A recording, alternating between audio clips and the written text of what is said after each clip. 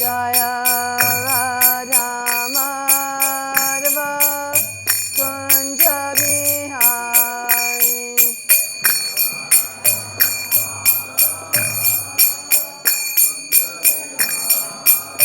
Jaya Radha Madhava Kunja Bihari.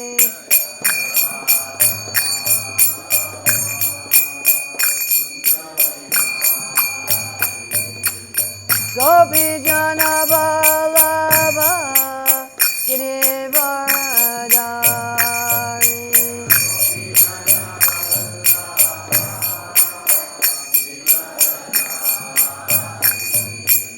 Gopi Jana Vallabha Girivardhari.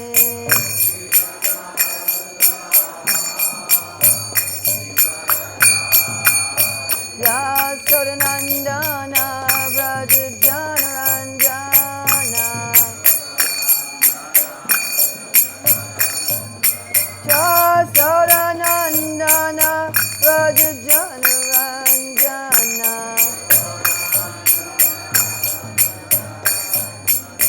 Yamuna Tira Vanachari.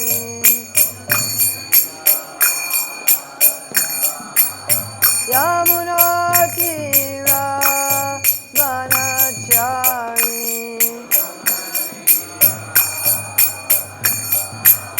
Jaya Radha Madhava Kunja Bihari.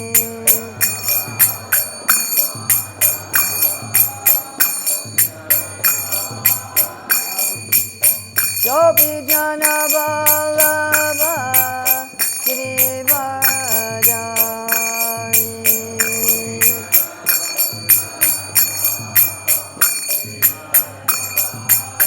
Yasodanandana Braja Janaranjana.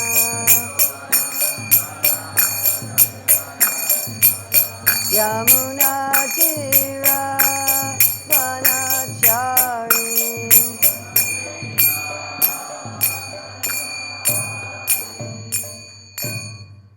Jai Om Vishnupad Paramahamsa Parvrajikacharya Asatara Satashri Srimad His Divine Grace A.C. Bhaktivedanta Swami Maharaj Prabhupada Ki Jai.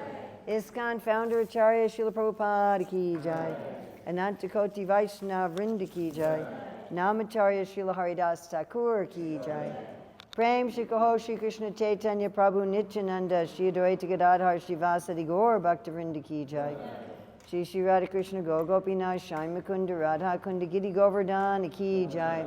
Vrindavan Dhama Ki Jai. Mathura Dhama Ki Jai. Navadvip Mayapur Dhama Ki Jai. Jagannath Puri Dhama Ki Jai. Gangamaya Jamuna Devi Ki Jai. Bhakti Devi Ki Jai. Tulsi Maharani Ki Jai. Samaveta Bhakta Vrinda Ki Jai. Gaur Premanande. All glories to the assembled devotees. All glories to the assembled devotees. All glories to the assembled devotees. All glories to Sri Guru and Gauranga. All glories to Srila Prabhupada. Nama Om Vishnupadaya Krishna Prastaya Bhutale Srimati Bhaktivedanta Swami Niti Namane. Namaste Saraswati Deve Gauravani Pacharane Nirvisesa Sunyavadi Paskachade Shatarane.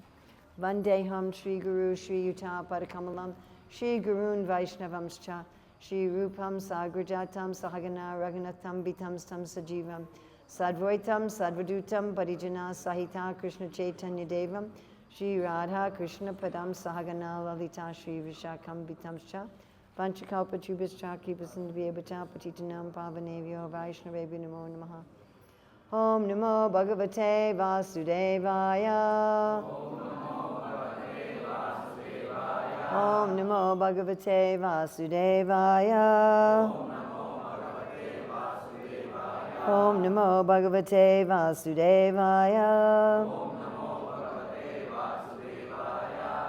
So it's October 16th, 2025, and we're at the Radha Krishna Temple here in Mysore. And I wanted to read today just from Bhagavad Gita, chapter 13. We're going to look at text 8 through 12. Really, we're just going to look at text 8. amanitvam adambitvam, ahimsa kshantirarjavam, achopasanam, archaryopasanam socham, stairyam viningraha.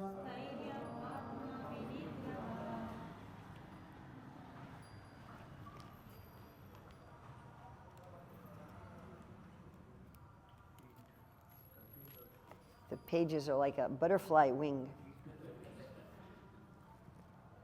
So here Krishna is given the items of knowledge.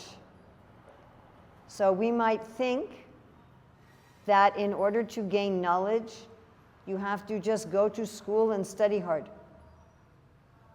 But actually, the items of knowledge are different. The items of knowledge means that you are receptive to not just knowledge but wisdom. And in order to do that, one has to have these qualities.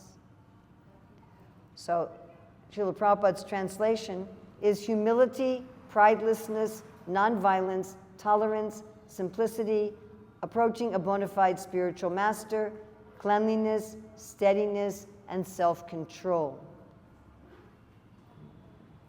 We're going to read just a little bit of Srila Prabhupada's purport. The process of knowledge is sometimes misunderstood by less intelligent men as being the interaction of the field of activity. But actually, this is the real process of knowledge.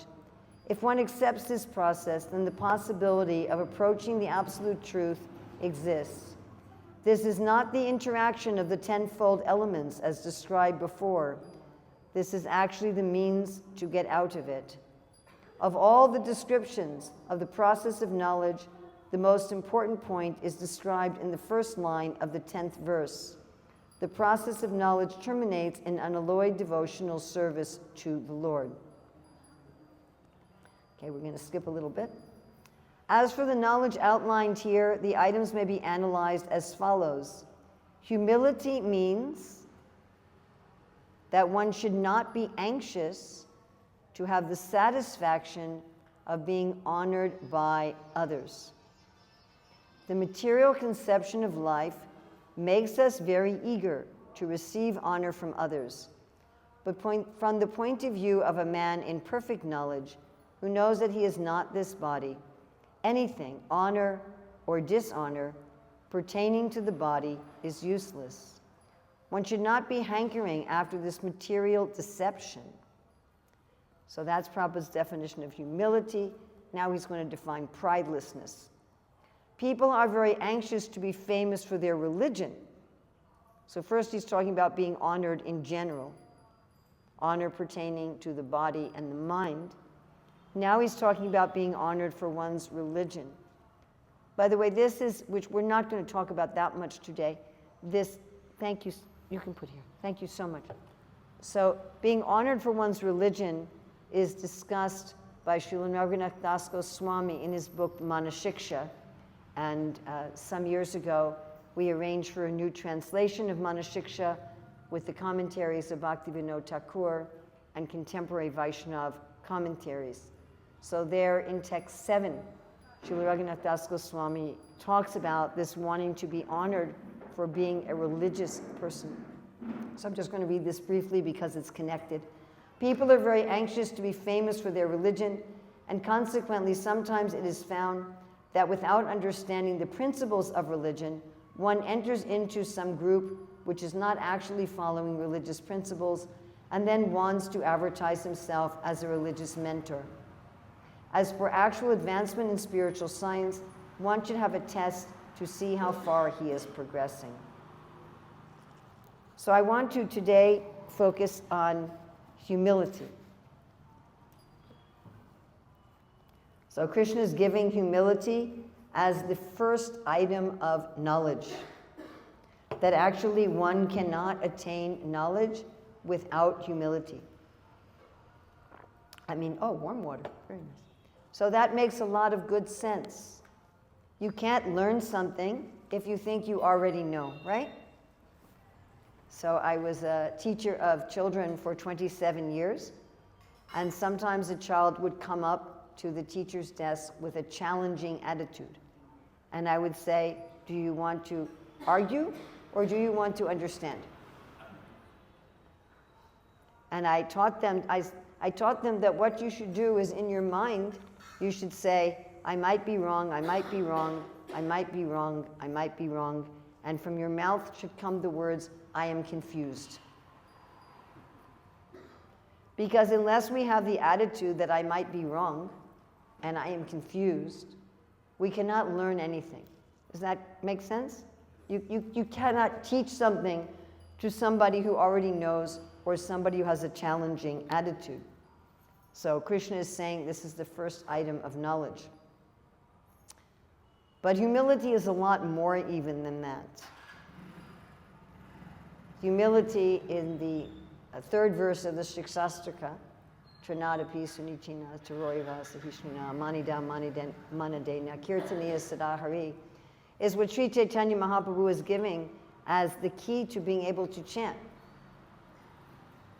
Without it, you can't chant. He says you should wear this verse around your neck. Some people literally do that. They have the verse carved into tulsi wood and they wear it around their neck. Srila Bhaktivinoda Thakur in his Bhajana Rahasya, he equates this third verse of the Shikshastrika, the Trinadapi verse, to the stage of nistha or steadiness. So I get asked all the time, all over the world, by so many people, why can't I be steady in my bhakti? Sometimes I'm enthusiastic, sometimes I'm not enthusiastic. So I make determination, I'm going to do this, and then I can't follow it. What can I do to become steady? And my answer is always, you're not going to be steady until you're at the point of steadiness. And you're not going to become at the point of steadiness until you've given up at least half of your anarthas. And this is the doorway of humility. It's just not possible to be fixed in bhakti without humility. You can't do it. You can't artificially learn some trick to become fixed in bhakti without humility.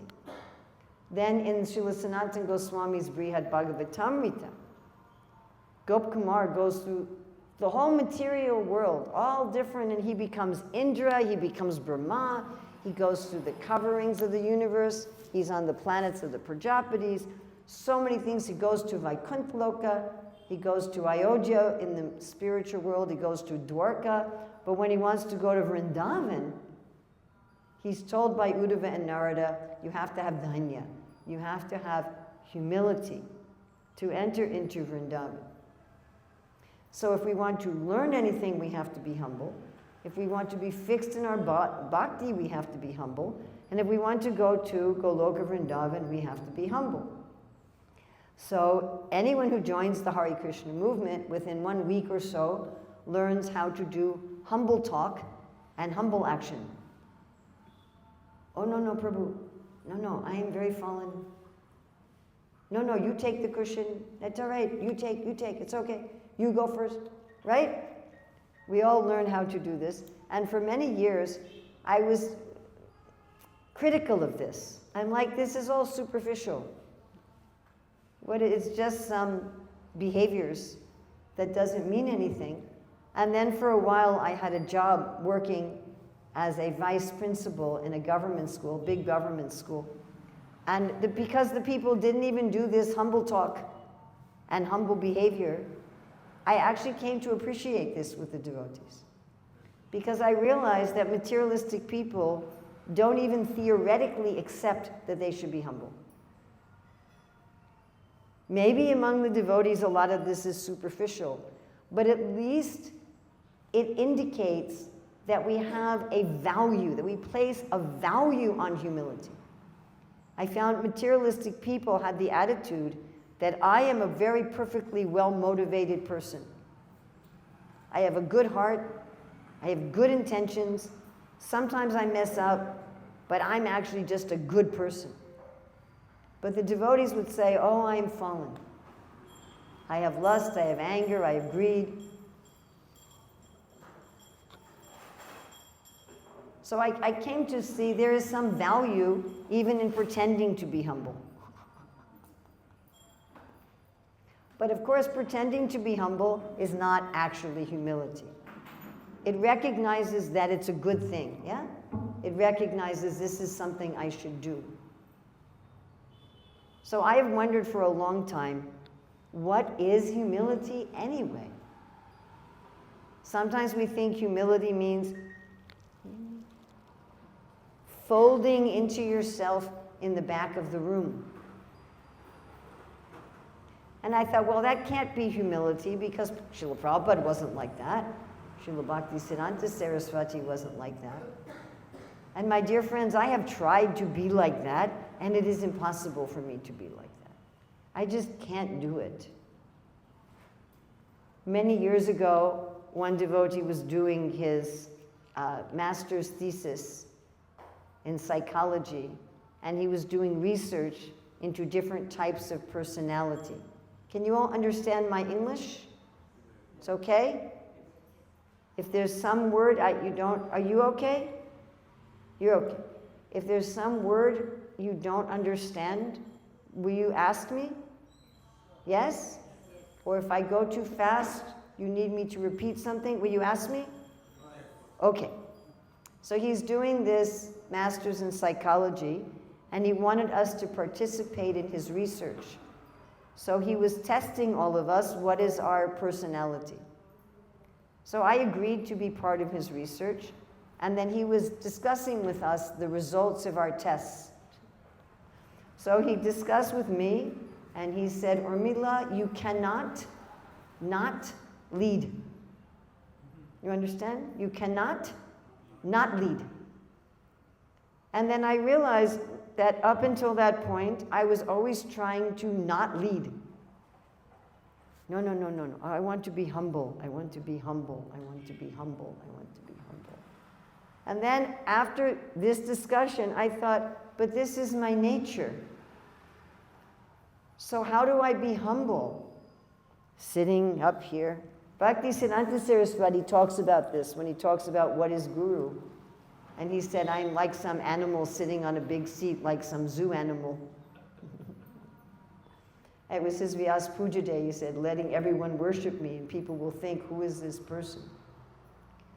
So this has been something that has really captivated my attention for a very long time. Because I have to try to find some way to be Urmila and be humble at the same time. And this for me is very difficult. Maybe for some of you who are quiet, folded people, it's very easy. But for me, it's difficult. You must know the famous movie star, what's her name, Julia Roberts? And she's a Hindu.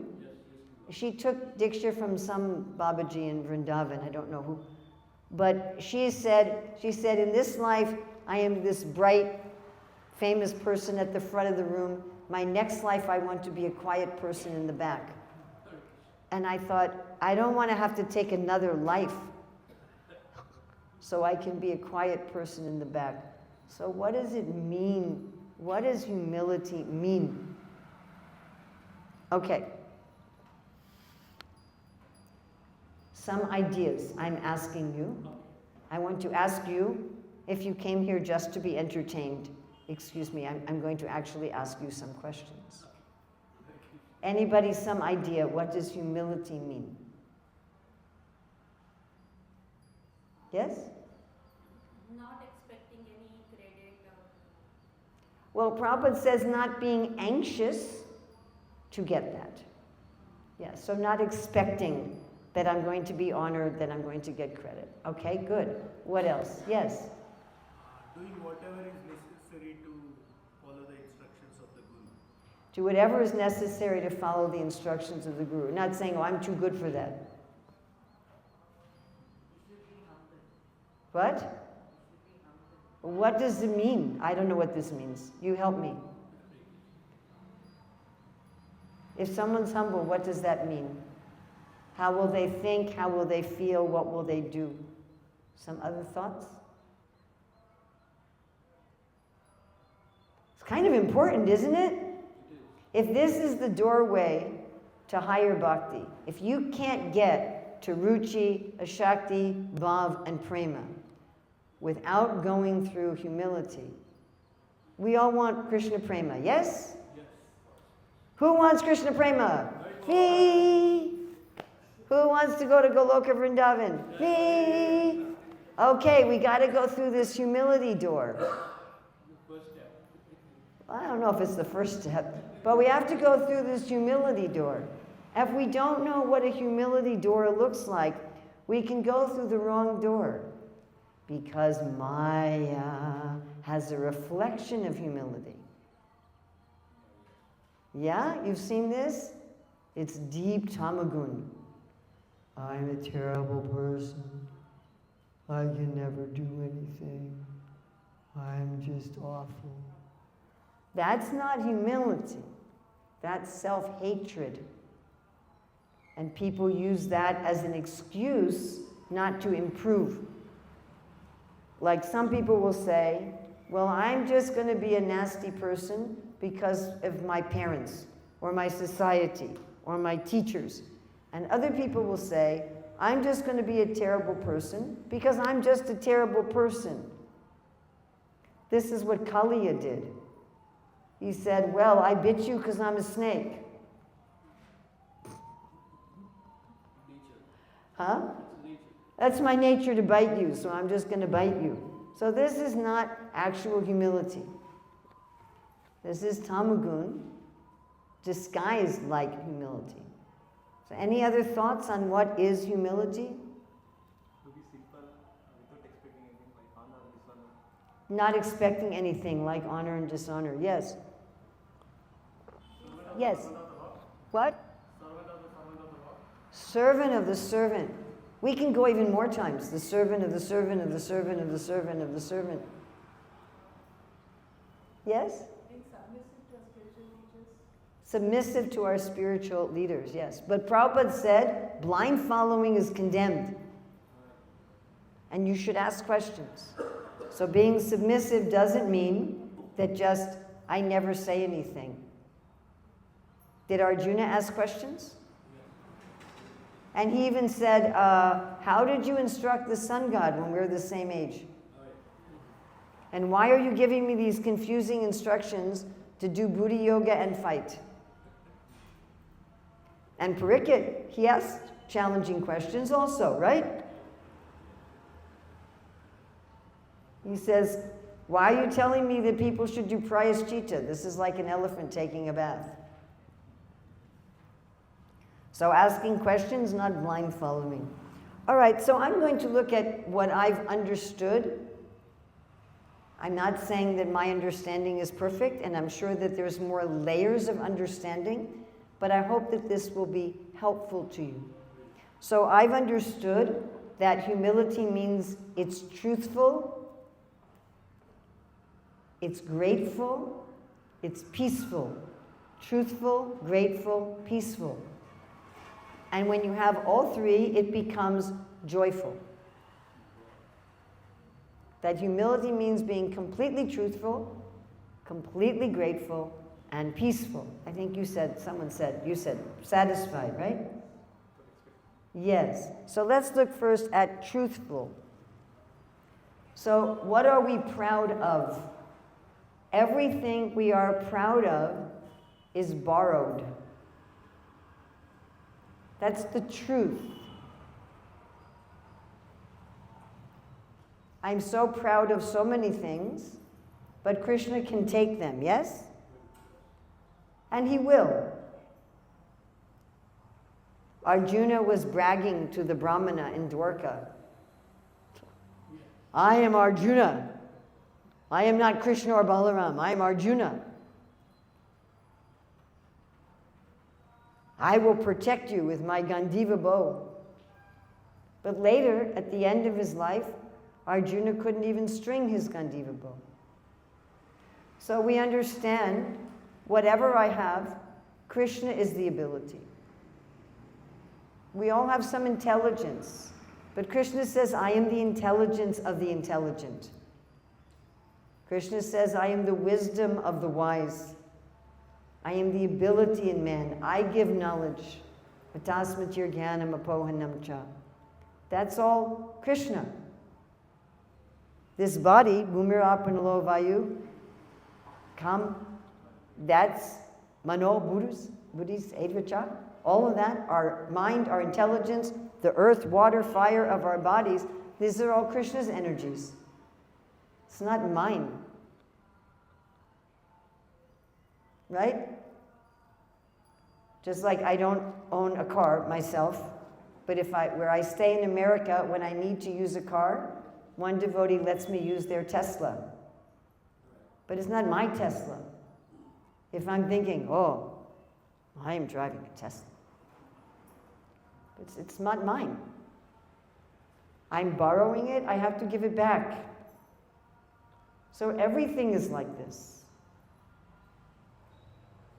Our bodies, our minds, our home, our possessions, our family members.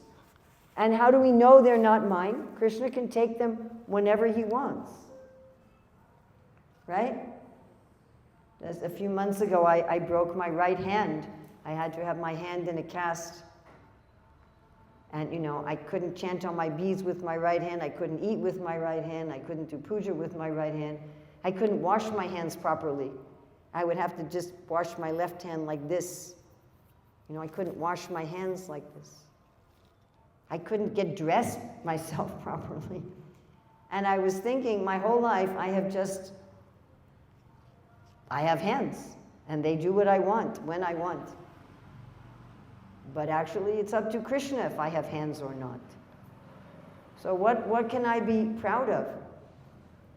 Everything is Krishna's. Now, in order to actually feel this way, if I really feel everything is Krishna's, then I'm going to use everything for Krishna. I'm going to use things in a way that he will like.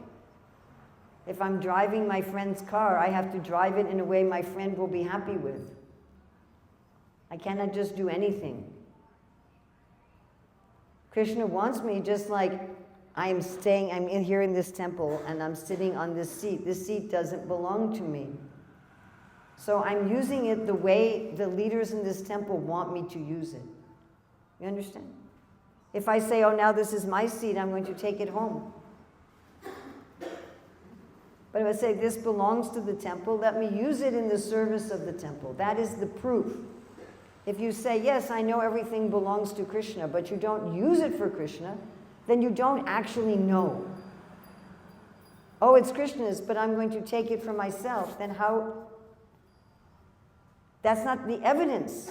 If a person says, yes, my body is Krishna's, my talents are Krishna's, my ability are Krishna's, Krishna has given me that, but you don't use it for him, then saying that it's Krishna's doesn't have any meaning. Prabhupada writes in the 15th chapter of the Bhagavad Gita that we should know what is ours and what is not ours. There's only one thing that's actually ours. Does anyone know what is actually ours? Excellent. Give him a burfie or something. Yes, what's actually ours is our free will. That's ours. That's ours. That's mine. Everything else is not mine. So that's humility. Humility isn't like we have our god brother Ambarish. If Ambarish says, I am a poor man, that's not humility, it's a lie. I mean, I really thought about this deeply. Could humility be lying? Krishna is Param Sattvam. He's the supreme truth. The devotees are called Sattvatas, those who are truthful. So how could humility be lying? If a rich man says, I am poor man, that is a lie. But if he says this is Krishna's money, that is the truth. Prabhupada was once preaching to some guests, and he said to one young woman, he said, you are very beautiful, use your beauty for Krishna. Prabhupada didn't say to her, you are ugly. She was not ugly, she was beautiful. He says, use your beauty for Krishna. So humility isn't saying, I have no talents, I have no abilities, I have nothing. Actually, this does not make Krishna happy. Suppose I give you so many things. And then you say, I have nothing. I'll be upset. I'll say, well, I just gave you this and this and this and this. Yes? If you give your children good education and they say, I don't have any good education, it's an insult, actually. I don't have any good food, I have no good education, it's insult. But if they say, yes, by the grace of my parents, I have good food, I have nice clothing, I have a good education, let me use this in a way that will please my parents. Do you understand the difference? Sometimes we think humility is like, I don't have anything. And Krishna's like, what about all those gifts I gave you? What happened to those? When my husband and I became vanaprasthas, I gave away my jewelry. And this one devotee, I gave her the jewelry I'd gotten from my mother. It was real gold earrings with lapis lazuli, very, very nice. So I gave it to her. And then when I was visiting her sometime later, I found it on the floor with her children's toys covered in dust. So that is not how Krishna wants us. And then I thought, I'm never giving this person any gifts anymore. I didn't say anything, but I was just thinking, that's it, never anything. So real humility is I use things for Krishna. I don't neglect them. Prabhupada talks about if you see a beautiful garden and you say this is all false, he says the gardener will be depressed. Prabhupada says don't depress Krishna. Don't say, oh, everything is false. Now, our original spiritual nature, Srila Rupa Goswami nicely describes, and Krishna nicely describes, is wonderful. We actually are full of practically all of the qualities of God. And sometimes Krishna gives the opulence of Sharsti, that he gives the jiva all the opulences of God. So in our original spiritual nature, we're glorious. We're beautiful, we're youthful, we're geniuses, we're effulgent. We have the qualities and the opulences of God. But that is because we're part of him, not independently. Not independently. So that's the first thing. It is truthful. The truth is, all the glorious things I have are the property and the grace of God. That's the truth. The truth is not, I don't have any wonderful, glorious things. That's not the truth. And the truth is not, the wonderful, glorious things I have are my credit, due to my good karma, due to my hard work.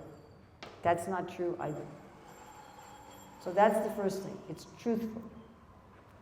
Second thing, it's grateful. It's grateful. Whatever happens in our life, that's good, that we see this is a good thing. We're grateful to the Lord. So I tell this story often in this respect. When I was on my 45th birthday, the devotees at the temple where I was staying had a surprise birthday party for me. I did not expect it at all. Not at all. And the whole community came. I don't know who organized it, but anyway, it was a big, big party. So I was feeling such gratitude and such joy. Another year on my birthday, I went to visit my oldest son and his family, and I was flying from another place. I arrived in the evening on my birthday, and I was expecting, they're going to say, happy birthday, Mata, happy birthday, Grandma. They're going to have a big cake. And nobody said anything. And there was no cake. And after maybe an hour, one of my grandchildren said, hey, Grandma, is it your birthday today? And then I was feeling unhappy. And what I realized was our happiness is inversely proportional to how entitled we feel. If I think I deserve something, then that thing will not bring me much happiness. And if I think I don't deserve something, the thing will bring me a lot of happiness. How much happiness I get from something You understand inversely proportional? Everyone understands that? The more expectation I have, the lower my happiness. The less expectation I have, the higher my happiness. If I expect nothing, many of you said that, not expecting honor, dishonor. If I expect nothing, then whatever I get, I'm like, wow. And if I have all these expectations, I should get this, I should get this, when I get it, it's nothing. Oh, of course I got it, I should get it. This lack of gratitude damages relationships. If the husband is thinking, it's my wife, it's her duty to cook for me, then she can make 15 preparations, whole house is sparkling clean, and he doesn't even notice. Right? If the wife is thinking, oh, it's my husband's job to earn the money, it's his job to repair the house, then when he fixes the door or he does some work, she doesn't notice. She thinks that's just his job. And then there's no joy and there's no love. But if we remember everything's voluntary, even you're married, even you have children, it's still voluntary. We have free will. We don't have to be a good wife or a good husband. That's a choice. Yes? Some people are not. Correct? It is actually a choice. Then we're grateful. Oh, how nice. My wife is spending time reading to the children. My husband is spending time reading to the children. My wife is keeping the house so nicely. My husband is doing this so nicely. And ultimately, we should be like this with everybody. And ultimately, of course, with Krishna. This gratitude. So first is acknowledging that everything is Krishna's gifts. But then, these are gifts that I don't deserve. I cannot earn them. They're just gifts. They're just given out of love. The little child, they're not doing anything to deserve anything, right? Little small child. First, year or two of life. You are loving the child is giving you nothing. Mostly trouble only.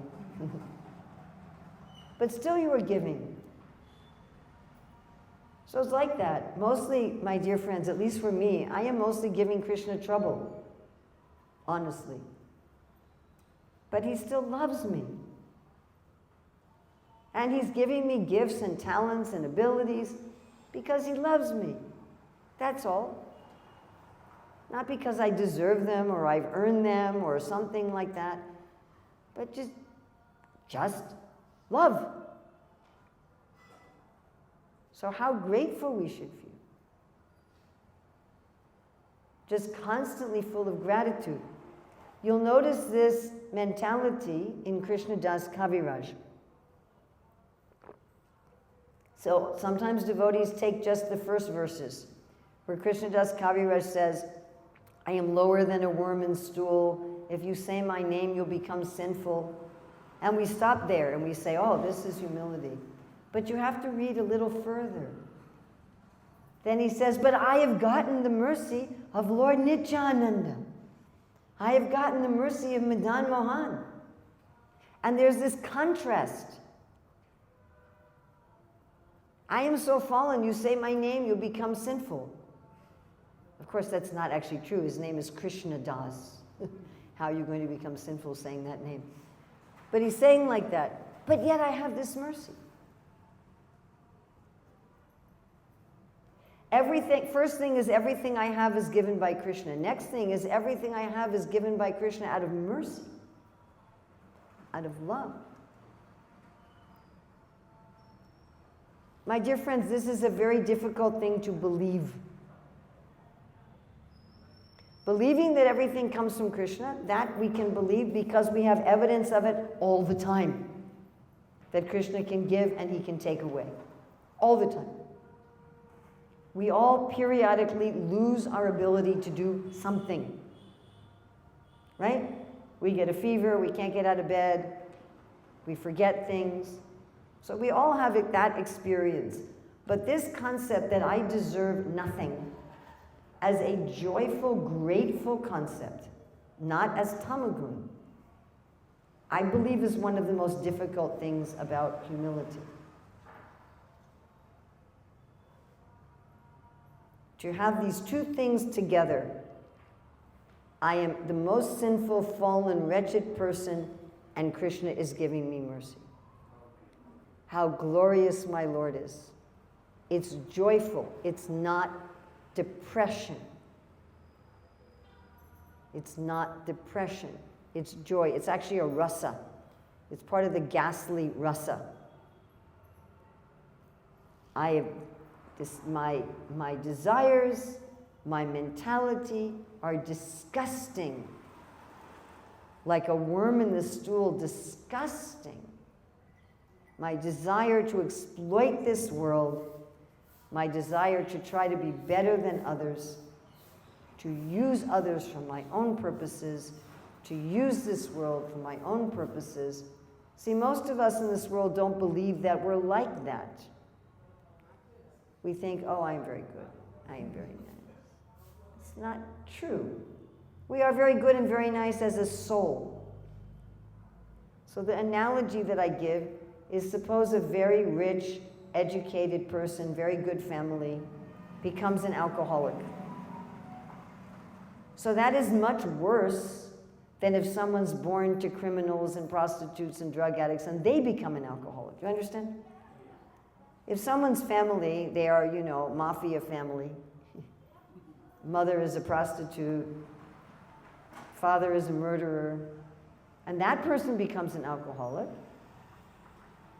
that's still sad. But if someone comes from a top family, high-class family, 30 generations, everybody's scholar and religious, and they become an alcoholic, that is a terrible thing. So we are pure souls. We are part of Krishna. We have the most aristocratic father. The King of Kings, the Lord of Lords is our Father. And yet, we voluntarily become intoxicated with Maya and we become addicted to illusion. So therefore, the Acharyas say, I am the most sinful. They're not talking about literal criminality. When Krishna Das Kaviraj Bhaktivinoda is saying, I'm the most sinful, they don't mean I'm a murderer, I'm a rapist, I'm an arsonist, I'm a thief. They don't mean like that. But they mean I, as a pure soul, are voluntarily under the grip of Maya. Voluntarily. But Srila Bhaktisiddhanta Saraswati said, it's like you're holding a tree and you're saying, get me out, get me out, get me out. I was trying to explain this to some young devotees yesterday. They were asking the question that Arjuna asked, why do I do things I don't want to do? Arjuna asked this question in the 3rd chapter of Bhagavad Gita.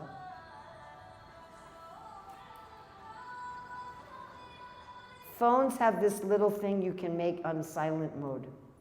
And if you're expecting a call from Modi, you can put it on vibrate.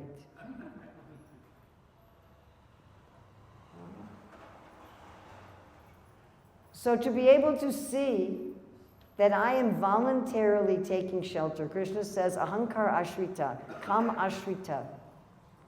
His answer, why do we do things I don't want to do? He says, it's your own kama. That means it's your own desires. We're thinking, I don't really want to eat that 4th gulab jamun. I actually don't want to eat it. And then we eat it. And then we're like, oh, I ate too many gulab jamuns. And then we ask the question, why do I do things I don't want to do? But the answer is because you do want to do them. That's Krishna's answer. It's a very, very difficult answer to accept. That I am in Maya because I want to be in Maya. Prabhupada says the unhappy materialist can get out of Maya just by desiring to do so. And Krishna says the whole purpose of sadhana bhakti is to develop spiritual desire. So when one actually sees this not as a theoretical, philosophical idea, but experientially, I am a pure soul, and I am voluntarily willfully, knowingly embracing evil and exploitation. I am the most fallen. But Krishna is so kind to me anyway. He's so kind. And then the more you have this lack of deservedness, the more you have joy in what Krishna gives you. The more you're like, wow, it's a gift. What a kind gift. What about the difficulties in life? So we've looked at being truthful, being grateful for the good things. What about the bad things? What about when someone we love dies prematurely, when we get injured, when we get sick, we lose our money, we lose our business, somebody says lies about us and damages our reputation? What about those kinds of things? How do we deal with that? So this, of course, Lord Brahma says, Tate nukampam sukshamikshamana. He says, Dayabhak, one actually inherits the kingdom of God by accepting whatever bad happens. As well, I've done so many things in so many lifetimes. Why shouldn't bad things happen to me? And let me offer more obeisances to the Lord. Generally, when bad things happen, we lose our faith. Prabhupada talked about the German women during World War II. They were praying in the church, save our husband, our brother, our son, our father, and they were killed in the war. And then they said, oh, there's no God. I had one family member like this. She said, why should I worship God when religious people also suffer?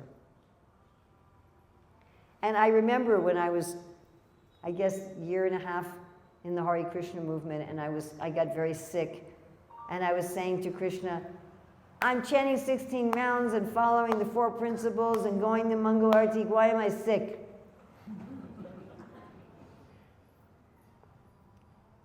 So we think like that. We think that, many people take to religion like this.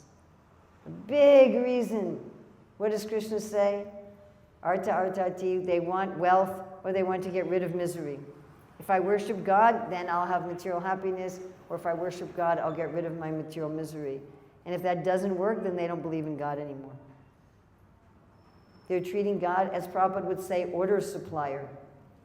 Prabhupada ran this pharmaceutical business. That must have been what he called like the vendors. It's not a common term in America, order supplier. That's like we're treating God like Amazon, Except we think we don't even have to pay. Like you just go into a shop, you don't have to pay, you just glorify the shopkeeper. Oh, you are so intelligent, you are so handsome, you are so this, give me the TV for free. And people think like this, oh Lord, you are wonderful, you are wonderful. Glory, glory to you, now give me everything I want. He said, you didn't even pay anything. Or sometimes we think we'll pay something, we're going to do some austerity. I'm going to do fasting. I'm going to do parikrama. I'm going to take all these vrats. I'm going to do this. Okay, Lord, I paid for it now. Send me what I want. And he sends you something different. You go, like, this isn't what I ordered. Why are you sending me this?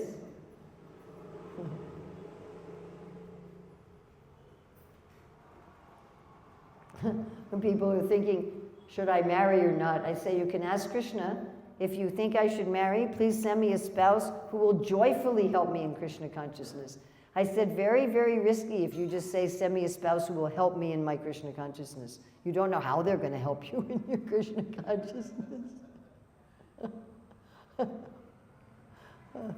Krishna.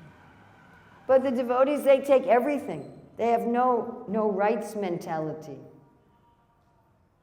So there's one very famous Christian author, C.S. Lewis, and he wrote something that I thought just explains this so perfectly. He says, we are not angered by misfortune. We don't get angry at misfortune. We only get angry at misfortune that we think of as injury. The sense of injury depends on the feeling that a legitimate claim has been denied. The more claims we have on life, the more we will feel injured and unhappy. So this is what I was talking about. The less we think we deserve, the more happy we are with the good things. The less we feel we deserve, the more peaceful we are with the bad things. If I think, I've done this, I've done this, I've done this, I've done this. I'm a good moral person in the world. I take good care of my parents. I take good care of my spouse, my children. I have an honest livelihood. I worship the Lord. Therefore, I have a right. I've earned the right. This is actually the essence of Rajagun. And why didn't I get it? Just like, in our dealings with things in the world, you pay for something and the company doesn't give you, you become angry, right? Right? You say, but I paid for this. We don't have a record. This is my receipt. No, we don't. What do you mean you don't have a record? Let me speak to your supervisor. Because we have a right. Yes? You understand? Yes? Some time ago, I ordered a refrigerator, and I wasn't home. So my granddaughter and one other devotee, they received it, and they sent me a picture. They said, it's broken. So I sent the picture to the company. I said, this is broken. They said, this is not our problem. You have to contact the manufacturer. I'm like, why do I have to contact the manufacturer? I brought it from you. And they're giving me this whole, you have to talk to this person, this person, this person, this person. And then finally, I wrote a letter to the CEO of the company. I said, I'm going to write a public notice how you are cheating. And then immediately I got some top supervisor. No, we'll replace it. But I had a claim, you follow? I have sent you the money. I ordered a refrigerator. You sent me one that is broken. Things happen and we don't feel we deserve good things to happen. We're not upset, actually. We don't become disturbed. Usually. If you want to go somewhere and it rains, you don't think, how dare it rain when I wanted to go someplace. We just accept it's raining. Usually we accept there's traffic. Some people don't accept. And you're thinking, do you think your horn is going to dissolve the cars? Do you think you deserve to go faster? Nobody else deserves, only you. So if we think like that, I deserve things, then we become angry. We lose our peace. But when we think, I don't deserve anything, what do I deserve? The truth is, again, this is a very difficult thing to actually accept. I have come to this material world by my own choice, and I am under Maya by my own choice. And being under Maya, my general mentality is selfish and exploitive. We don't really believe this. But because my general mentality is selfish and exploitive, I deserve to suffer. And so if some little suffering comes, I deserve this.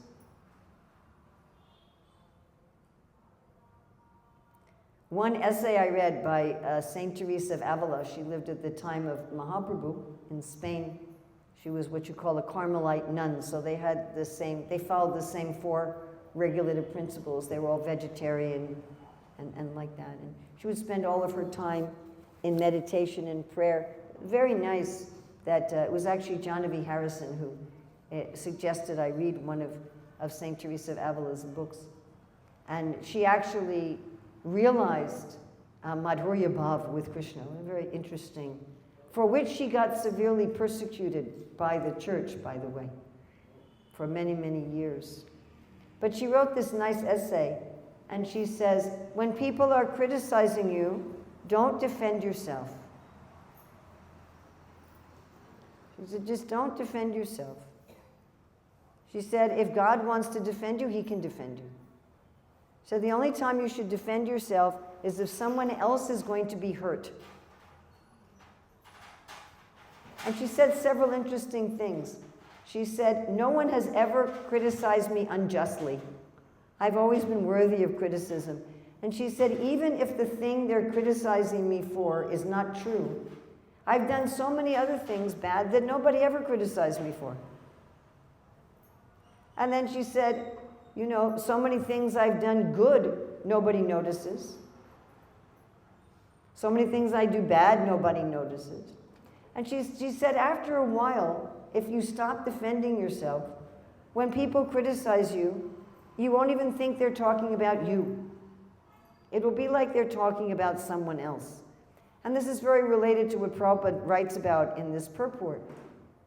That honor and dishonor just have to do with the body and mind.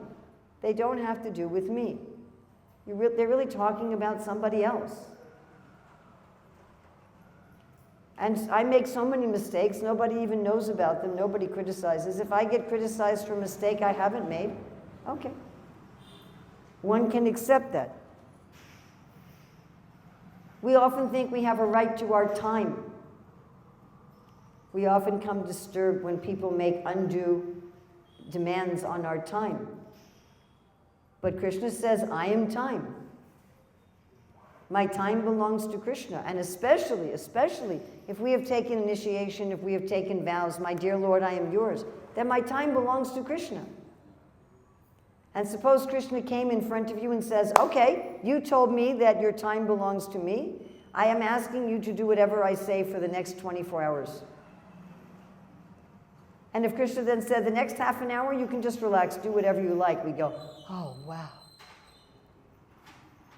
And if Krishna says, okay, for a half an hour, I want you to listen to this annoying person talk, we go, is that all? You're not asking me to preach in Saudi Arabia? Okay.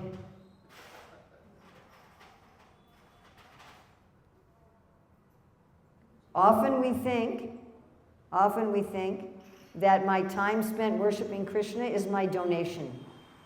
Oh, I'm donating this time out of my goodwill to Krishna. My time working is some grievous tax I have to pay. But actually, it's Krishna's time. Why should I not spend it working for him? Of course, we should still manage that time properly, the same way we should take care of any of Krishna's gifts. So there's only one thing that I can actually have a right to, and that is my free will. The only thing I have a right to ask. There's only one thing I have a right to ask. What is the one thing I have a right to ask? For what?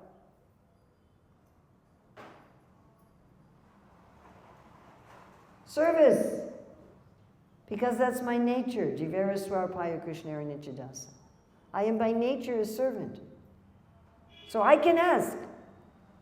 Please, I want to do service.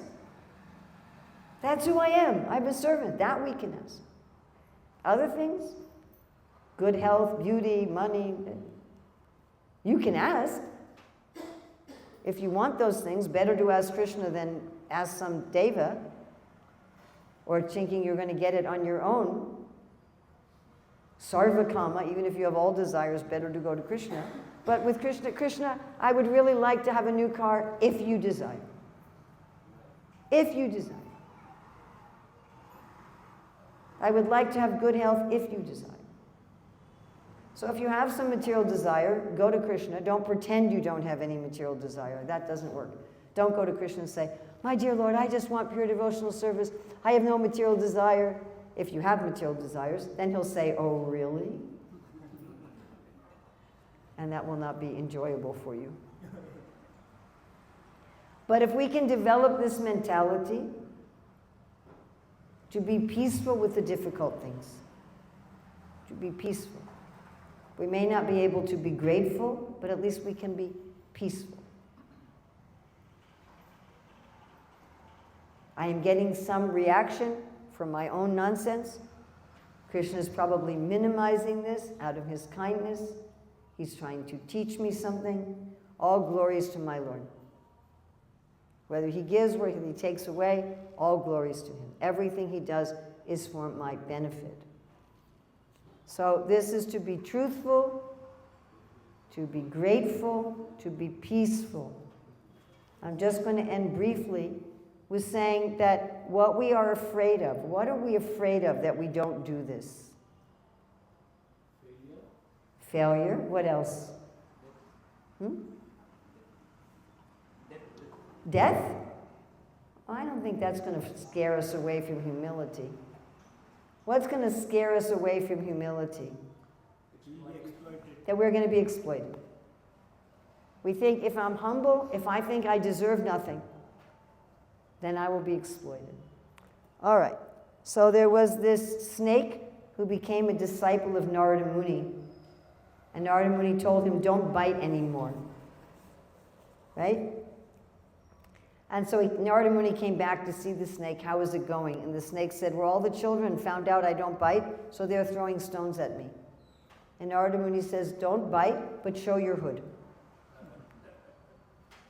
So superficially, we don't always have to do humble talk.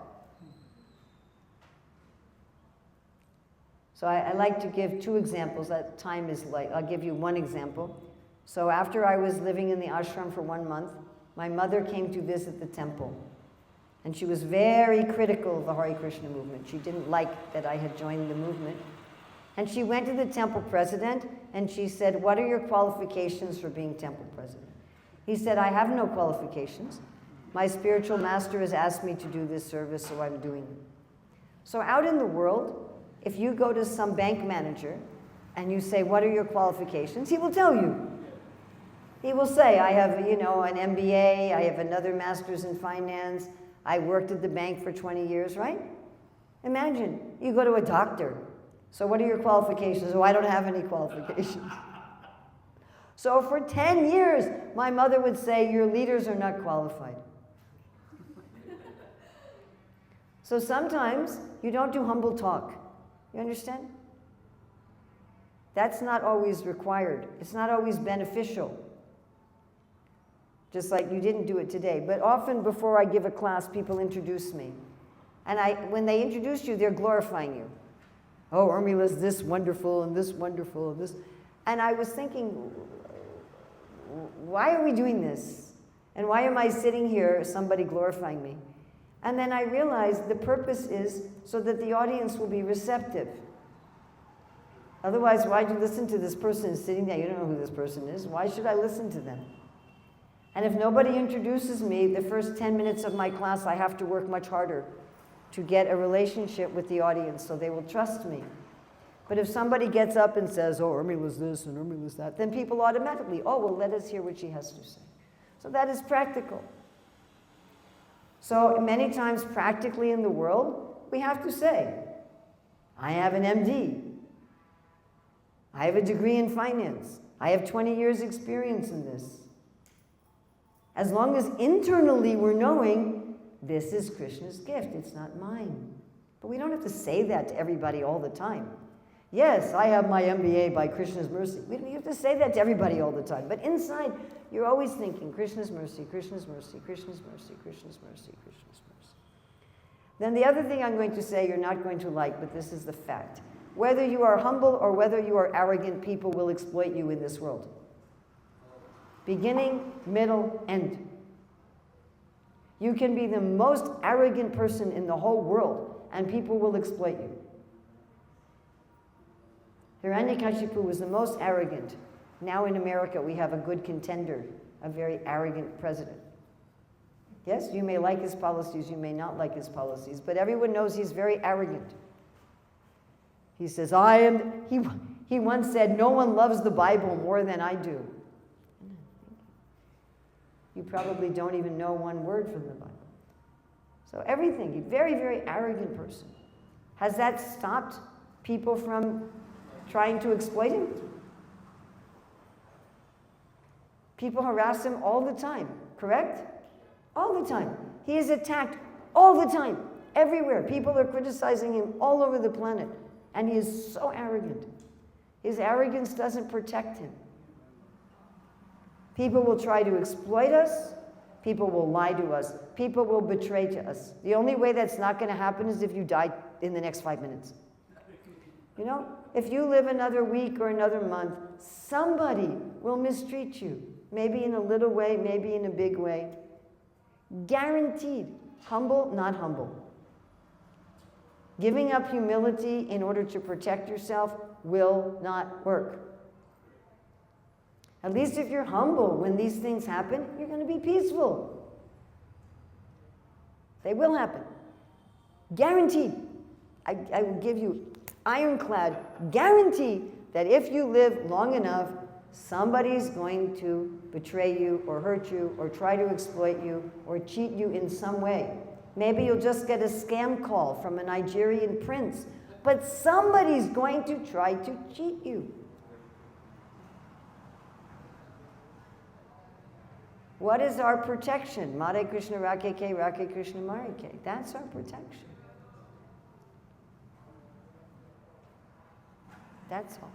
So that is our big fear. My big fear is if I'm humble, I will be exploited, I won't get what I need.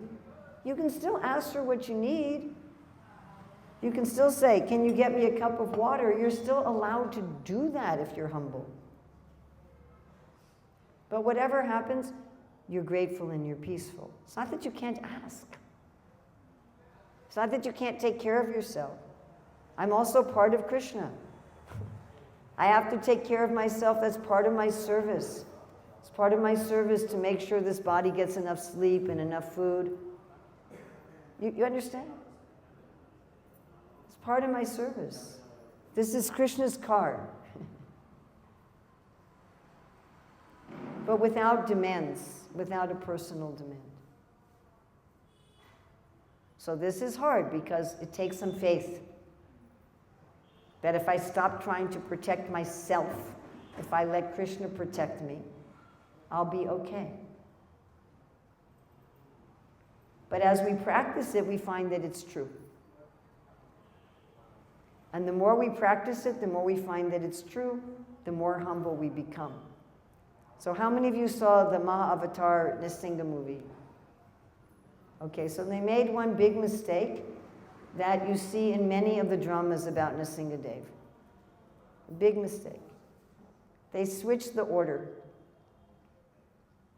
They showed that Prahlad was preaching to his friends and then his father tried to kill him. That's not the story. First he preached to his father, and only because his father asked him. Otherwise, he didn't talk to anybody about Krishna. He didn't talk to his teachers.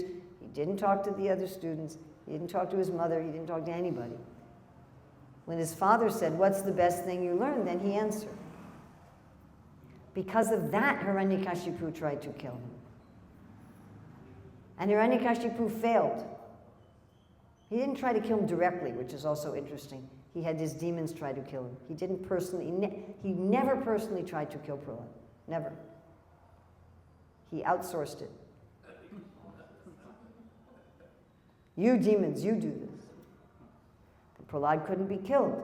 So many ways, like 10, 12 different ways. And then Prahlad became very courageous. Something changed in him. I can't be killed. Why am I being shy? Then he went to the school, and then he was completely open. And then he just taught all the children about Krishna Bhakti. So it's like that. At first we may think, I don't know, is Krishna going to protect me or not? And we become humble and Krishna protects us, and then we go, oh. Whatever Krishna does, I can be grateful and peaceful, and it's going to be okay. Even there's a catastrophe, I can be peaceful, and it's going to be okay. And then we can be boldly humble. Prahlad was boldly humble, you understand? Perfectly humble and perfectly bold as Krishna's messenger. Yeah. So, thank you for your toleration of time on a weekday. Anything good in this class is from Srila Prabhupada, our acharyas in the Shastra. Any mistakes are my own. Please take the good and leave aside the mistakes. And we have, unfortunately, He brought some of my books here, but they've all been sold. So if anybody wants a copy, you can just order. So we have this book, which is Learning the Bhagavad Gita. This was written as a book to teach children the Bhagavad Gita, but many adults have liked it as well. It's going into depth with 48 most important verses. And then there's also summaries of the chapters and questions and answers about each of the chapters. So a nice beginning study guide. And then we have this book. This is How to Remember Krishna Everywhere in Life. How to remember Krishna in the taste of water, in the light of the sun, in our ability, in our intelligence. And this book is meant, you can open anywhere and you just read one little paragraph and you meditate on that in your day. I mean, you can read it front to back, but it's not meant like that. It's meant that you can just, and this is from the Bhagavad Gita verses of where Krishna says, I am this, I am this. It is also from the Bhagavatham verses of the universal form and from Bhakti Rasamrita Sindhu. And then we have this book, Career Dharma. Oh, and that Krishna Meditations book was a bestseller on Amazon. And Career Dharma was also a bestseller on Amazon. So this is explaining how you can find what is your nature, how you can find what is my Dharma, what should I be doing for Krishna, and what would a Varnashram society actually look at. We look at the principles of Varna Dharma in a modern context. This book was written for the general public, so it's written with modern language. How we can actually apply something Prabhupada really wanted us to do, Varnashram. And then this is a little book, How to Chant Without Offense, also nicely illustrated. We go through each of the offenses and how you can chant free from offense. So unfortunately, they've all sold. We've just kept these as samples. But if you want to order, Prabhu can take an order. And we're trying to arrange how I can sign the books in Delhi before they're shipped here so that you can all get a signed book. Again, thank